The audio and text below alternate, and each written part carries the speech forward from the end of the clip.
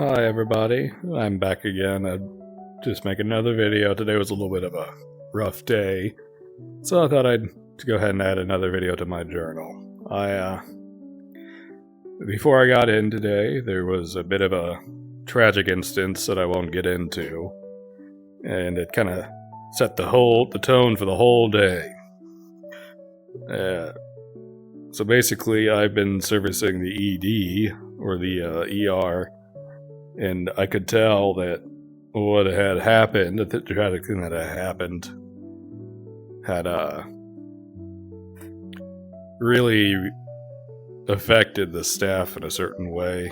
Like, it was kind of hard to describe. There's just a different mood and energy about the whole place. It was surprisingly quiet, like the staff-wise, for how busy the ED was. It was very unusual.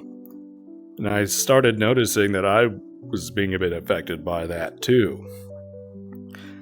So I looked into a little bit of why that might be the case. I mean, empathy with the one-on-one is one thing, but none of the staff really talked with me about it. I just could perceive it. It was impacting me. So I actually looked up if that was an actual thing or if it was just all in my head, but it turns out that is an actual phenomenon. I found a few articles on, scholarly articles, and it was called emotional, now I'm blanking on the name. Emotional Contagion. It was called Emotional Contagion. So it was real interesting to see.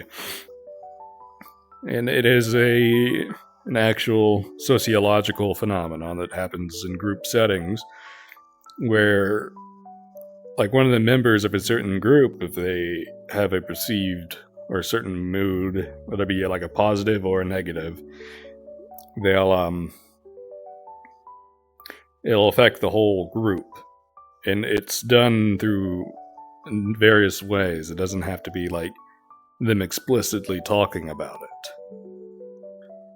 So, for example, we would pick up on just the expression of the person, their tone of voice, how they're carrying themselves, things like that too. And that also impacts other members of the group. So that was an interesting thing I learned today. So it also brings in an interesting point that it kind of works both ways, having a more positive force in the group can help to counterbalance, some of the I hate to call it just negativity, but of the more negative, what we consider to be negative emotions that can form in those groups. I mean, even just doing something as simple as smiling, being a calming presence, a supportive presence can be helpful. And by the end of the day, it's basically doing that, just spending time in there, seeing patients. And by the end of the day, before I left, the ED seemed to be in a bit higher spirits, which I was happy about. So, I had just a short one today. I think I'm going to try to cut these down a little bit, see how those work. So, thank you all for watching. I guess I'll see y'all in the next one if you stick around. So, bye-bye.